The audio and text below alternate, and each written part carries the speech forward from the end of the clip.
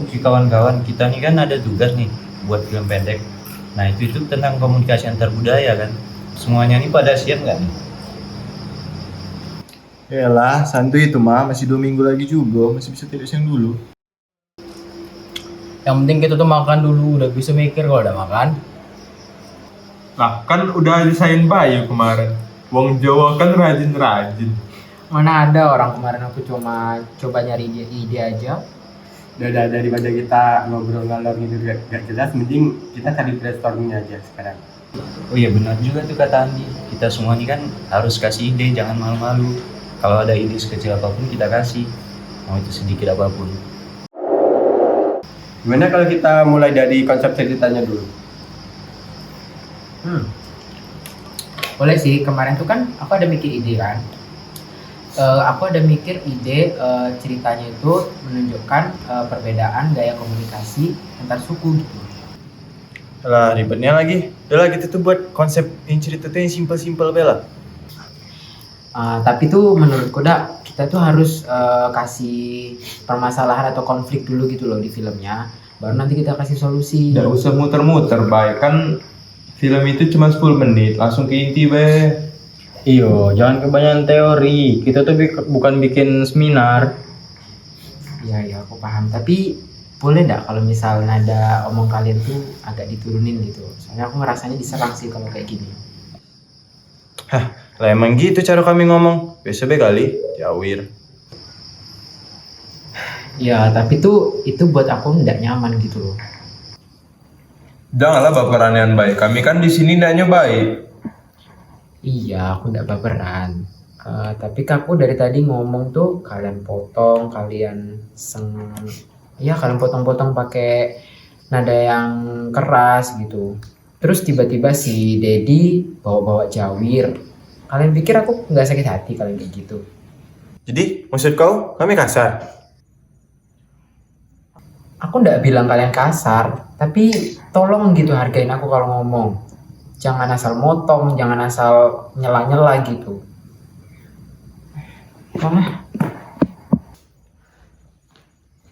Kalian sadar nggak sih, sebenarnya Bayu itu kayak gitu bukan karena cara kita penyampaiannya, bukan cara kita ngobrolin diskusinya, tapi lebih ke mungkin intonasinya, nada bicara kita, cara kita ngerespon bertindaknya. Tapi kami tuh emang kayak gini mah. Dari kecil tuh emang udah terbiasa ngomong cepat. Jujur kalau dibilang gitu aku juga gitu. Aku sempat pernah kuliah sama orang Jawa kayak Bayu gitu kan.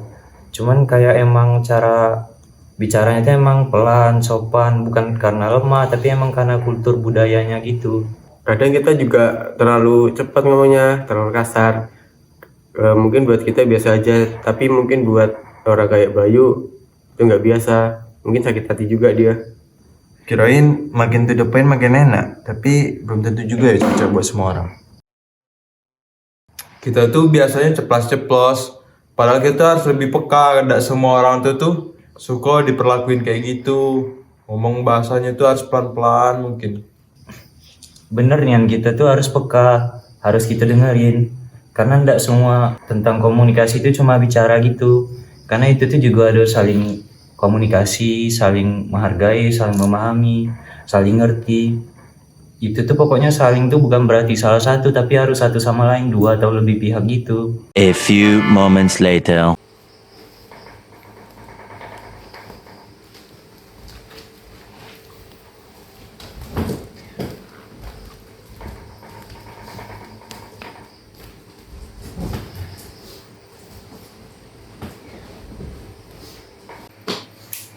Baik, maafin ya baik. Sama ini aku baru sadar. Oh, sama itu cara ngomong aku tuh bisa buat orang lain tuh udah salah. Ya, nggak apa. Mungkin aku juga harus belajar memahami gaya omong orang yang beda-beda. Tapi yang penting kita semua saling ngerti sih. Nah itu, jadi yaudah yuk kita lanjut aja. Tapi kalian itu semuanya itu harus didengerin, jangan ada yang saling potong omongan gitu. Iya benarnya menurut aku tuh kayak mana ya, kayak komunikasi itu bukan tentang siapa yang bicara yang paling keras kan, siapa yang jawab yang paling lantang, siapa yang ngomong yang paling cepet. Tapi komunikasi itu kayak mana kita bisa saling hargain gitu satu sama lain. walaupun mungkin latar belakang suku budaya bahkan agama kita ini beda kan, kadang kita harus menyesuaikan, adaptasiin gitu, kayak nada suara yang dipelangin. Kalau orang ngomong itu jangan asal dipotong, dengerin baik-baik, karena inti dari komunikasi itu kan ya sebenarnya memahami isi hati orang lain. Karena mau kita sepaham apapun, sepeka apapun, tidak pernah ada manusia di dunia ini sampai kapanpun tuh tahu isi kapasitas hati orang lain. Jangan kita mikir sudut pandang dari kita sendiri, harus mikir dari sudut pandang orang lain, harus lebih luas lagi. Karena tidak semua sesuatu itu tentang diri kita sendiri gitu. Jadi ya mungkin kalau menurut aku dari persepsi aku gitu sih tentang itu. Dalam hidup ini, kita akan bertemu banyak orang dari latar belakang yang berbeda. Entah itu budaya, bahasa, atau kebiasaannya. Semuanya tak mungkin selalu sama. Tapi justru disitulah bentuk keindahannya. Karena perbedaan itu bukan untuk dipertentangkan, melainkan untuk dipahami. Komunikasi juga bukan soal siapa yang paling keras, siapa yang paling banyak bicara, ataupun siapa yang paling pintar berargumen. Tapi soal siapa yang mau mendengar lebih dulu. Siapa yang rela memahami meski berbeda sudut pandang. Dan kami di sini belajar bahwa ketika masing-masing dari kita berani untuk membuka hati, bukan hanya telinga yang mendengar, mata yang melihat, lisan yang mengucap, maka perbedaan bisa menjadi kekuatan, bukan sebuah penghalang. Mungkin kami tak sama, tapi kami berjalan bersama. BSB kali, Jawir.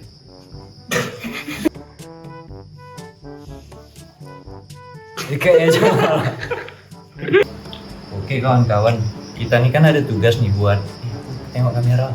Nggak usah. Aku paham, tapi boleh nggak kalau misal nada ngomong kalian tuh diturunin gitu? Gak boleh.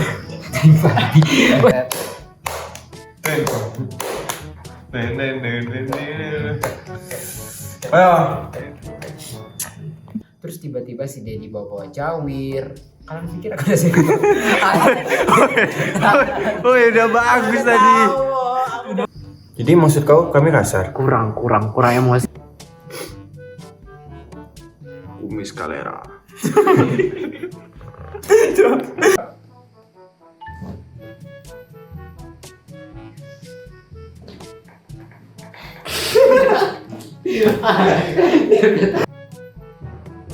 Baik.